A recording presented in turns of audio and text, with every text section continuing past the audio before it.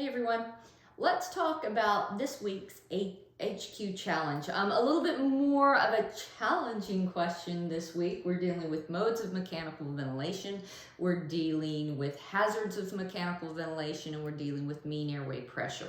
So the physician asked for a mode of ventilation, and in parentheses, the patient's participating in the work to breathe, which means the patient's going to be triggering some breaths. All right, so a mode of ventilation that has the least cardiovascular effects. And typically when we're talking about mechanical ventilation and cardiovascular effects, we're worried about decreased venous return. All right, so here's what you got to remember.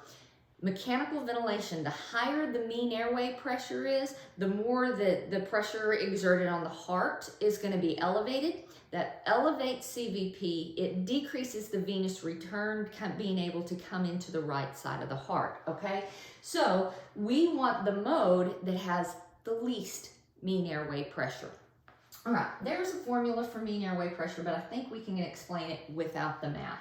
So if we look here, I'm going to draw a waveform, and this is going to be our pressure time waveform.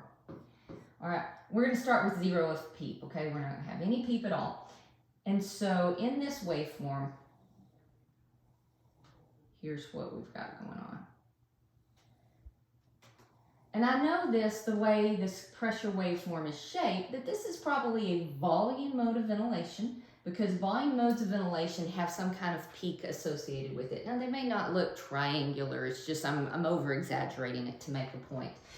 But in a volume mode of ventilation, the machine pushes that tidal volume in. The pressure may vary a little bit depending on compliance and resistance of the lungs, but as long as the compliance and resistance of the lungs, if they're stable, that peak pressure will be about the same each breath.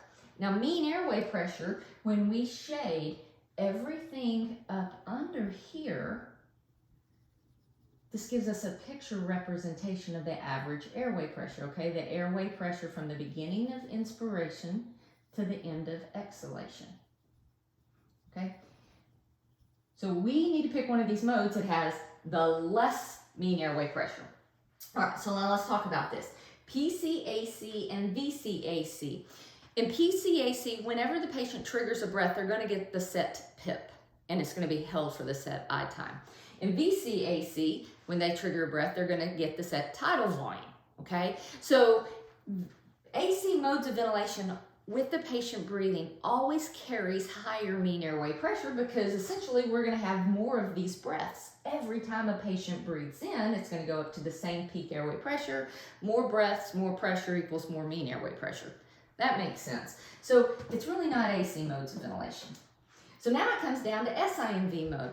If we're comparing SIMV modes to AC modes, SIMV mode, if the patient's triggering a breath, and we say just SIMV, those are negative pressure breaths. If they're not pressure supported, they are negative pressure breaths.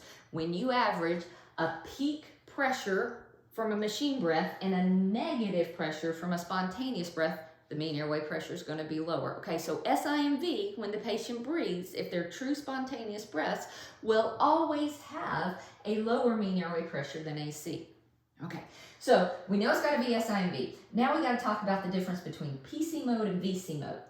I told you this was VC mode, right? I could tell because it was triangular. If I went to the patient and all I did was change this patient over to pressure control, and I wanted to target the same pressure, okay?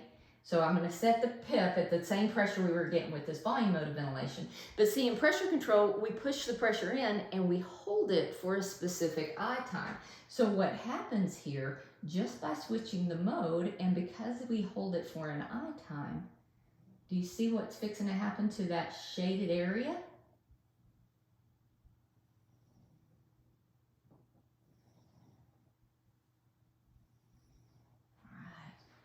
Now, look at what happens to mean airway pressure. See how it's just been greatly enhanced by switching modes? So pressure modes of ventilation, because of the shape of that pressure waveform, the morphology of that pressure waveform, pressure modes of ventilation will always have higher mean airway pressures. Higher mean airway pressures decrease venous return. That could be a bad thing. We have to watch out for that. So the question is asking, has the least cardiovascular effects. So of these two, VCSIMV is going to be the one that provides us least mean airway pressure. Okay, hope this helps. See you soon.